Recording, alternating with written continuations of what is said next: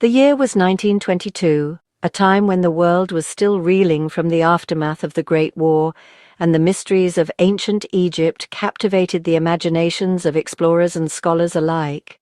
In Egypt's Valley of the Kings, British archaeologist Howard Carter was on the verge of giving up his relentless search for the lost pharaoh Tutankhamun. Years of digging in the relentless desert heat had yielded little but dust and disappointment. But just as hope seemed to fade, fate intervened. A water boy stumbled upon a stone step buried beneath the sand, an unassuming clue that would soon lead to one of the greatest archaeological discoveries in history. As the team cleared away the debris, a sealed doorway emerged, untouched for over 3,000 years. Carter, joined by his patron Lord Carnarvon, carefully made a small hole in the door. With trembling hands, he inserted a candle and peered inside, his eyes adjusting to the darkness as ancient secrets began to reveal themselves. When Lord Carnarvon anxiously asked, "Can you see anything?" Carter could barely contain his awe. He whispered, "Yes, wonderful things." The words would echo through history, capturing the magic of the moment. Inside the tomb was a dazzling jumble of golden beds, chariots, statues, and treasures, an untouched time capsule from the 18th dynasty. Every surface glittered with gold, and every object told a story of a forgotten world. The tomb held over 5,000 artifacts, from the most ordinary daily items, bowls, sandals, and toys, to ceremonial weapons and sacred statues, each crafted with exquisite detail.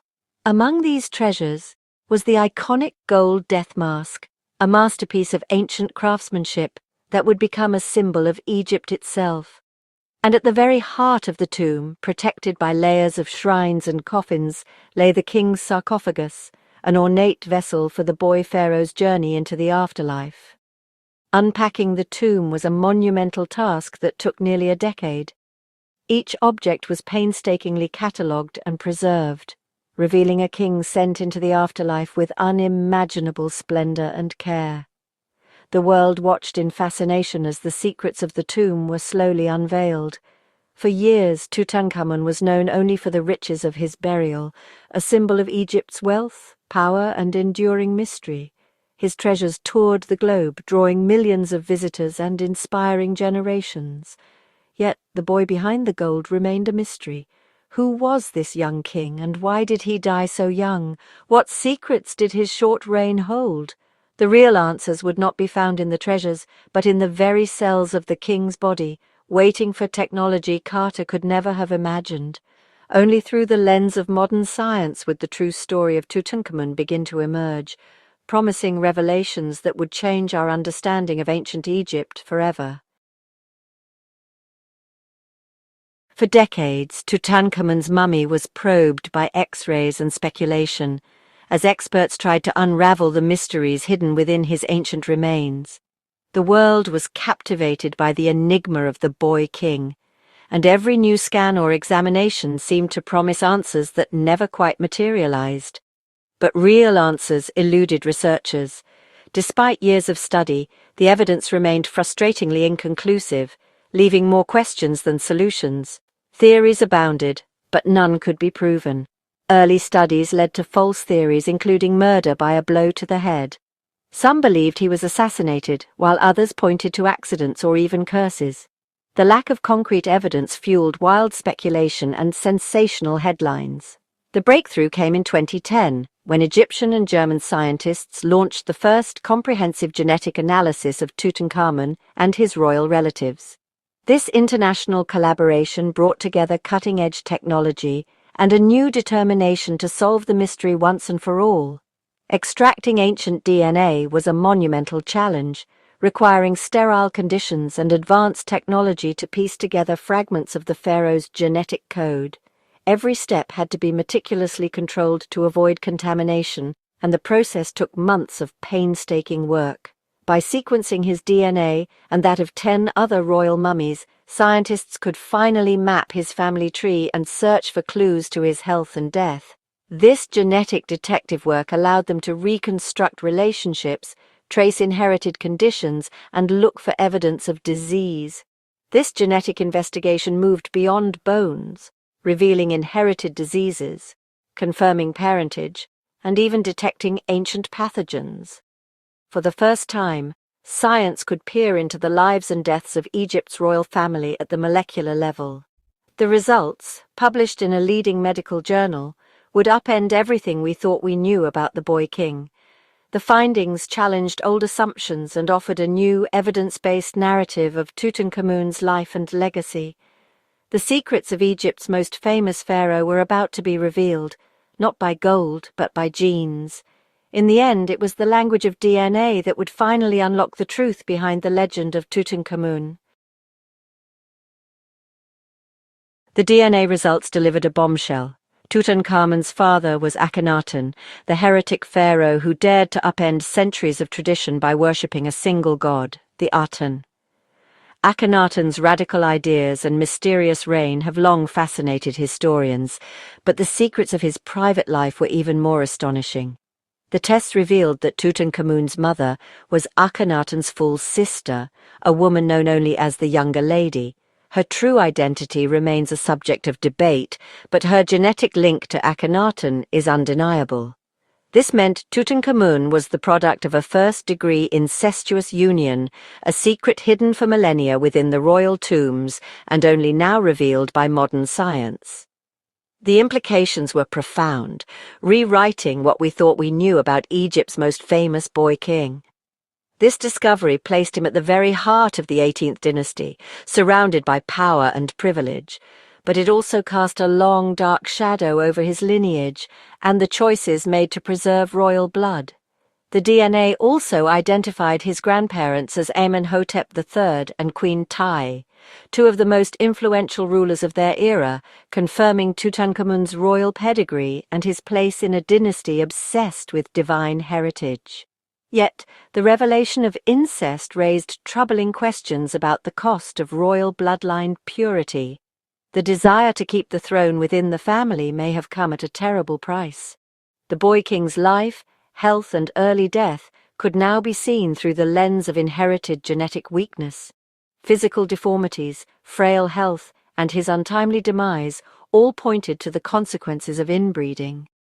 The truth was more complex and tragic than the golden treasures suggested. Behind the splendor lay a story of sacrifice, secrecy, and suffering.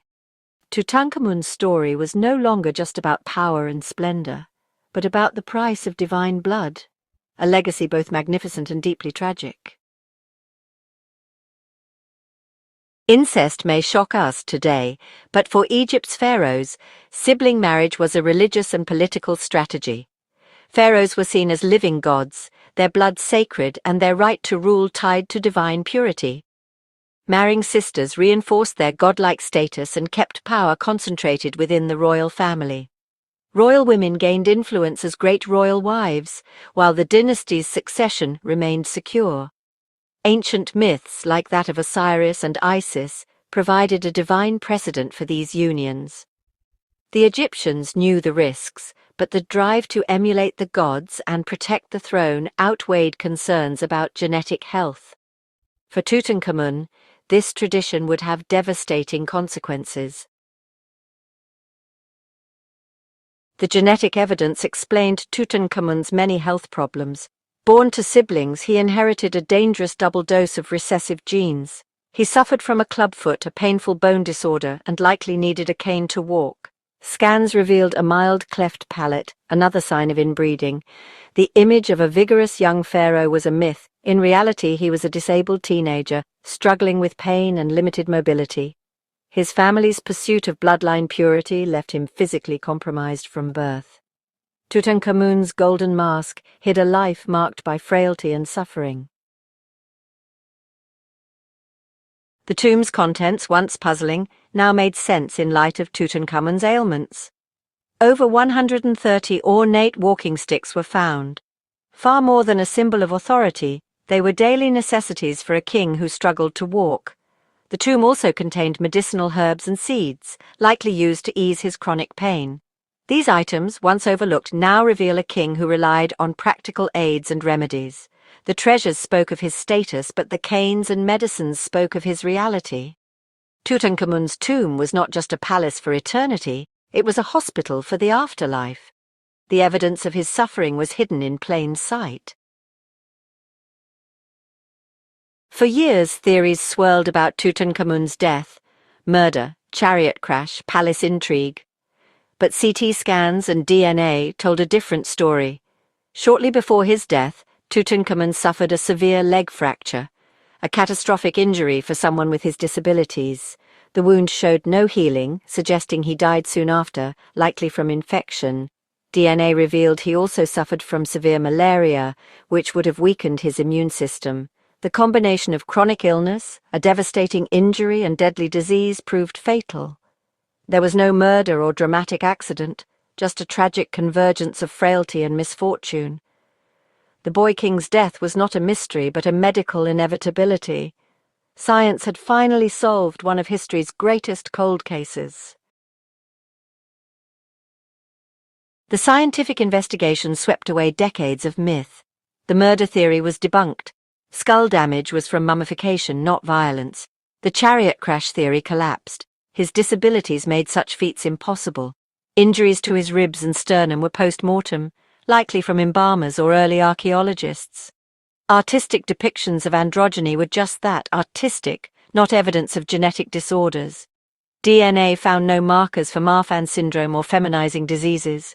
The real Tutankhamun was a frail, disabled young man, not a victim of conspiracy or a heroic warrior. Science replaced legend with truth, letting the boy king's real story emerge. Tutankhamun's DNA has rewritten his legacy.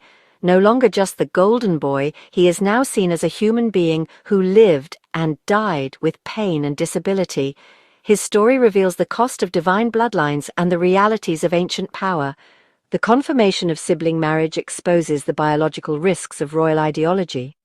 Science has answered old questions and opened new ones, inspiring fresh research into Egypt's past. Tutankhamun's true legacy is twofold: guardian of a treasure and bearer of a genetic story that changed history. His DNA has given him a voice, telling a story of divinity, disability, and the enduring power of science to illuminate the past. At last, the boy king's secrets are brought into the light.